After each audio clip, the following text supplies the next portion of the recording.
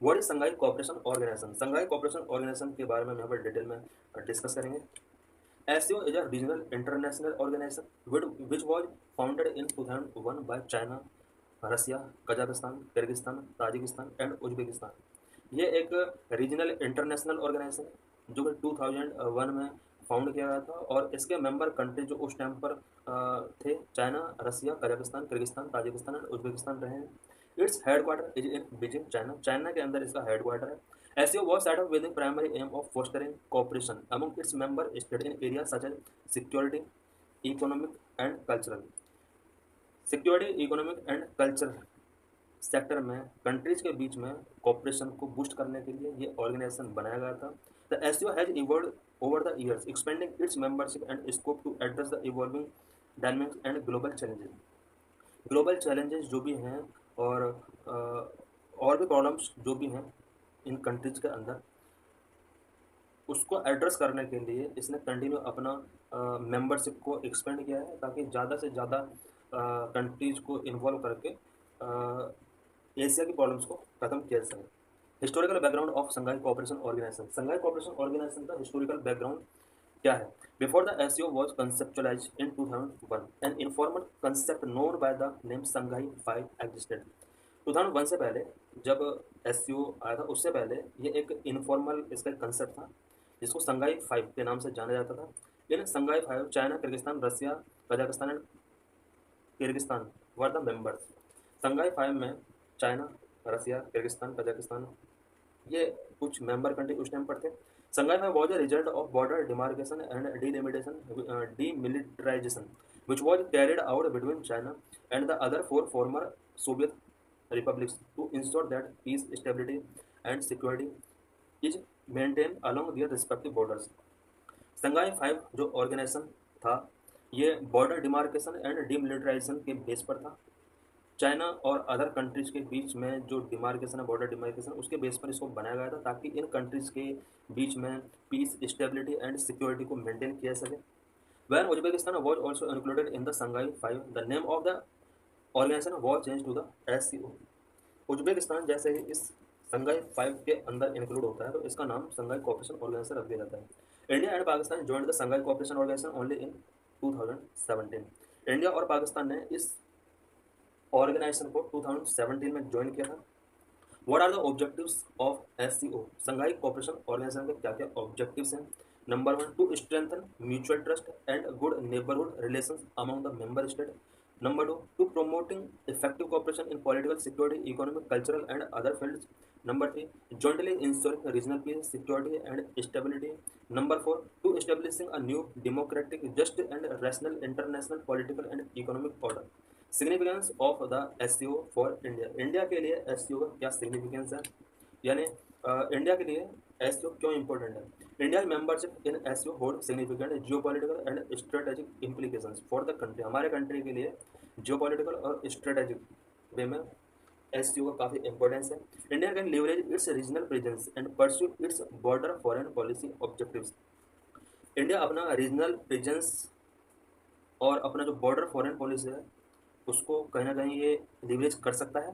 India membership offer opportunities for India to collaborate with other member state on issues such as counter terrorism, connectivity and energy cooperation. India ने SCO को जब से join किया है तो इसके other member countries के साथ इंडिया अपना काउंटर टेररिज्म पर, कनेक्टिविटी से रिलेटेड, एनर्जी कोऑपरेशन के सेक्टर में बहुत सारा एग्रीमेंट कर सकता है। It aligns with India's border foreign policy objective, fostering regional cooperation and strengthening presence in Eurasia. It allows India to engage with its regional neighbors, including China and Pakistan, on a multilateral platform. India multilateral platform पर पाकिस्तान और China के साथ engage कर सकता है। It provides India with a platform to showcase its capabilities and pursue its strategic and economic interest in the region. India को एक सबसे बड़ा प्रॉफिट यह है कि वो अपने कैपेबिलिटीज को इन अदर मेंबर कंट्रीज के साथ शेयर कर सकता है और स्ट्रेटेजिक एंड इकोनॉमिक इंटरेस्ट इस रीजन में जो भी है इंडिया के, वो इन कंट्री के सामने रख सकता है। What is India's contribution? India का क्या कंट्रीब्यूशन रहा है? Our country India actively take part in SCO counter terrorism exercise and share expertise in combating terrorism and extremism. India ने हमेशा टेररिज्म और एक्सट्रीमिज्म को कॉम्बैट करने के लिए हमेशा डिस्कशन किए हैं, जो भी कंसर्न है उसको रेज किए हैं।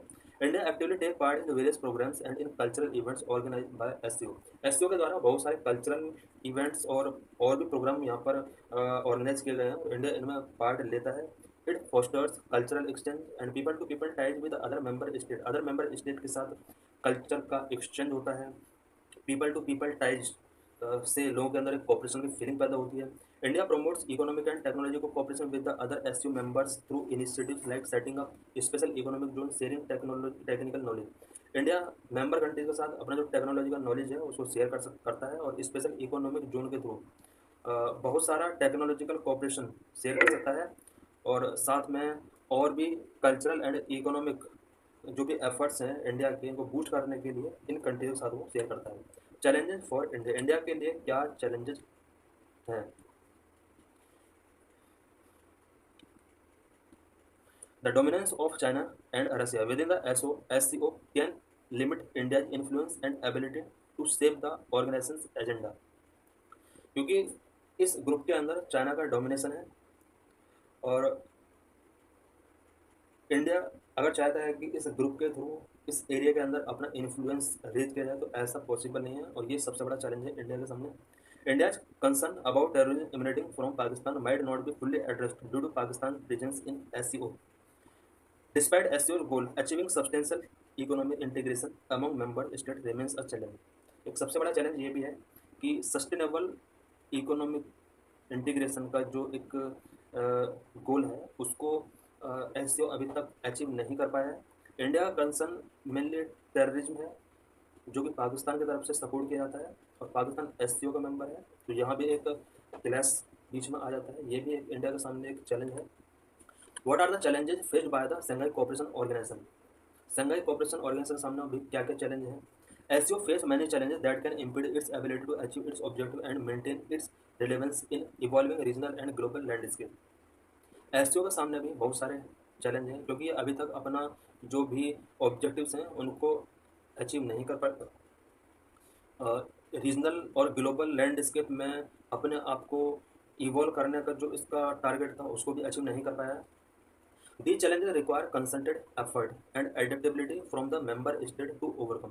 ये जो चैलेंजेस हैं जिसकी वजह से अपना ये ऑब्जेक्टिव को अचीव नहीं कर पाया है, ये इसके लिए एफर्ट्स की ज़रूरत है, और सभी मेंबर कंट्रीज को मिल करके जो भी चैलेंज है उनको ओवरकम करना होगा। अब कौन कौन से एफर्ट करने होंगे? Ensuring the effective implementation of its economic and developmental initiatives. Next, navigating the geopolitical tension and power dynamics in the region, managing the conflicting interest and prioritising of its diverse member state. Member countries के बीच में जो भी interest को लेकर conflict हैं उनको manage करना होगा।